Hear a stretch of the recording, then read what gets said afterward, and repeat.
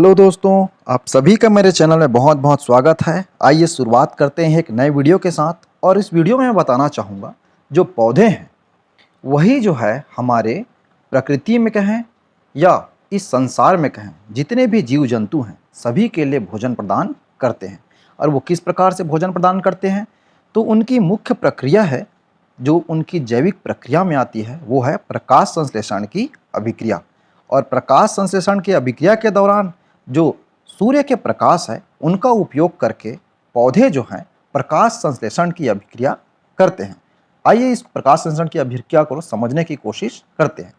तो देखिए, पौधों में जो है जैविक प्रक्रिया मुख्य रूप से प्रकाश संश्लेषण की अभिक्रिया आती है। और इसमें जो है, आप एग्जाम्पल के तौर पे मैं यहाँ पास हाइड्रीला का एक पौधा लिया हूँ। और हाइड्रीला के पौधे को हम एक प्रैक्टिकल के द्वारा, आप लोगों ने देखा होगा, एक यहाँ पास टेस्ट ट्यूब और कोनिकल फ्लास्क जो होता है ना, उसका उपयोग करके हमने यहाँ पास पौधे को, हाइड्रीला के पौधे को अंदर में रख दिया है और 2-3 घंटे के लिए धूप में उसको छोड़ दिया गया है। और धूप में 2-3 घंटे के लिए जैसे ही छोड़ देते हैं तो आप देख रहे हो टेस्ट ट्यूब में किस प्रकार से जो बुलबुले आपको दिखाई दे रहे होंगे यहाँ पास, ये बुलबुले जो है ऑक्सीजन के बुलबुले हैं, जो ऑक्सीजन वो बना रहा है। तो इससे तो आपको ये पता चला कि प्रकाश संश्लेषण के दौरान पौधे जो है ऑक्सीजन गैस का निर्माण करते हैं। अब आइए देखते हैं ये प्रकाश संश्लेषण की अभिक्रिया के समय आवश्यक जो पदार्थ हैं वो कौन कौन से हैं जो पौधे ग्रहण करते हैं। देखिए, मुख्य आवश्यक पदार्थ है कार्बन डाइऑक्साइड, दूसरा है जल, पानी, है ना, तीसरा है क्लोरोफिल। तो ये क्लोरोफिल जो है, आप देखते हैं सभी हरे पेड़ पौधे हैं उनकी पत्तियों में पाई जाती है क्लोरोफिल। क्लोरोफिल के बिना प्रकाश संश्लेषण की अभिक्रिया नहीं हो सकती। और चौथा मुख्य पदार्थ है या तत्व कहें आप, मुख्य तत्व है सूर्य का प्रकाश। सूर्य के प्रकाश के बिना भी प्रकाश संश्लेषण की अभिक्रिया नहीं हो सकती है। तो इन कार्बन डाइऑक्साइड, पानी, क्लोरोफिल और सूर्य के प्रकाश की उपस्थिति में ये सभी अभिक्रिया क्लोरोफिल में होती है, या कहें तो पेड़ के पत्ती वाले भाग में। और क्या क्या बनाते हैं, तो देखिए, भोजन और ऑक्सीजन जो है वो पौधे निर्माण करते हैं। तो इन भोजन और ऑक्सीजन को हम एक रासायनिक अभिक्रिया के द्वारा देखने की कोशिश करेंगे। तो देखिए, NCO2 और NH2O जब क्या करते हैं, आपस में अभिक्रिया करते हैं सूर्य के प्रकाश के उपस्थिति में, तो क्या बनता है, आप देख पा रहे होंगे CnH2O प्लस NO2। यहाँ पास जितने भी N हैं उन सभी को आप 6 मान लीजिए, जिस प्रकार से यहाँ मैंने माना है। अब आइए इसको एक CO2 जो लिखा हुआ है, CO2 के सामने जो है हमने यहाँ पास 6 लिख दिया। 6 CO2 और 6 H2O, C6H12O6 प्लस 6 O2। तो यहाँ पास आप देख रहे होंगे किस प्रकार से 6 अणु कार्बन डाइऑक्साइड के और 6 अणु जल के आपस में अभिक्रिया करके कार्बोहाइड्रेट बनाता है। ये कार्बोहाइड्रेट है ग्लूकोज। ग्लूकोज जो है ये बनाया हुआ है ना, ग्लूकोज बनाता है। और 6 अणु ऑक्सीजन गैस, जो ऑक्सीजन गैस मुक्त करता है। तो आप देख पा रहे होंगे यहाँ पास हमने पहले ही प्रैक्टिकल जो किए थे उसमें बताया गया था किस प्रकार से ऑक्सीजन गैस बनता है। तो इसी प्रकार से ऑक्सीजन गैस जो है पौधे बनाता है और ये प्रकृति में, वातावरण में ऑक्सीजन गैस को छोड़ता है। इस प्रकार से पेड़ पौधे कार्बन डाइऑक्साइड, पानी, क्लोरोफिल, सूर्य का प्रकाश, इनका उपयोग करके पत्तियों में जो क्लोरोफिल है उनकी उपस्थिति में प्रकाश संश्लेषण की अभिक्रिया पूर्ण करता है और भोज्य पदार्थ जो है ग्लूकोज, जिसको कहे कार्बोहाइड्रेट है, और कार्बोहाइड्रेट और ऑक्सीजन गैस का निर्माण करता है। आइए एक और जैविक प्रक्रिया के बारे में देखते हैं।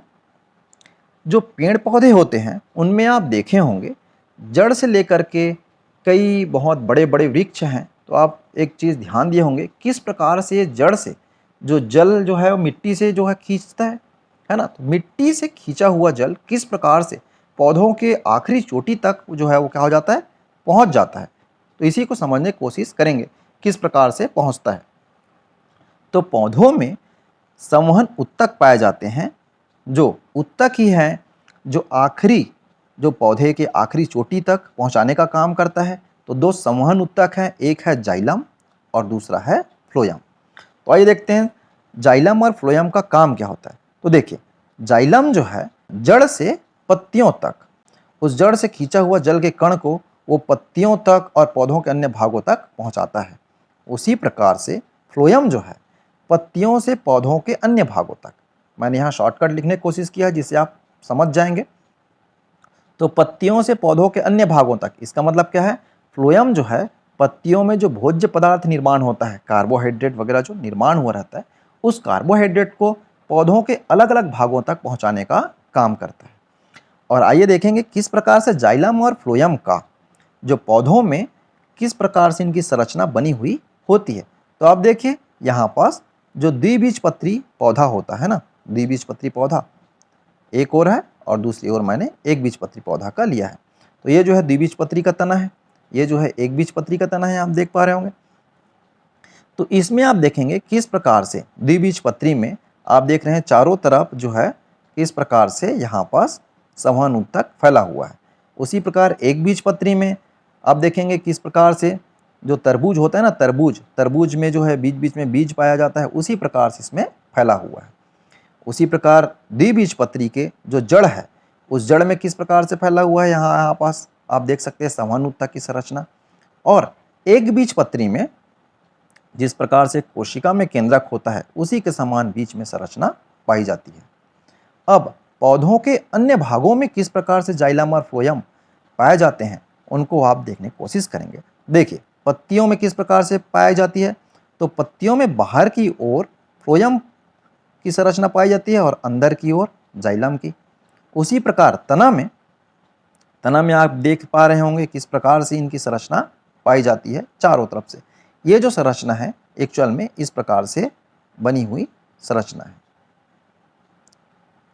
इस प्रकार से उसमें संरचना पाई जाती है जाइलम और फ्लोएम का, किसमें, तना में।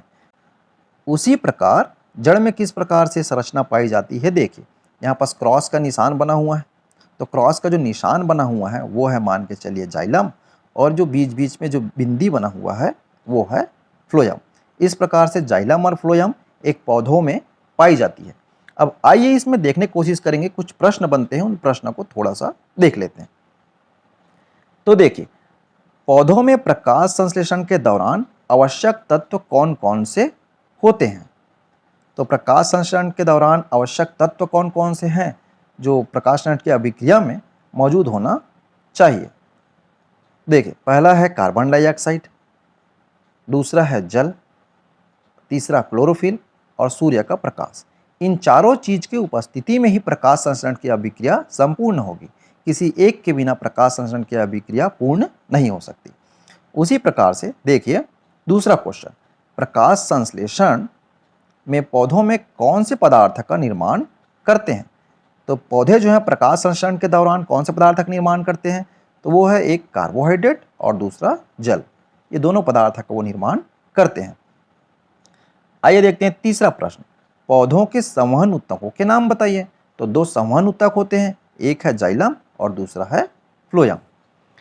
आप सभी को मेरा वीडियो अच्छा लगा हो तो इसे लाइक कर दीजिए, और मेरे चैनल में पहली बार हैं तो इसे सब्सक्राइब कर दीजिए, और ज़्यादा से ज़्यादा अपने दोस्तों के साथ इस वीडियो को शेयर कीजिए। Thank you.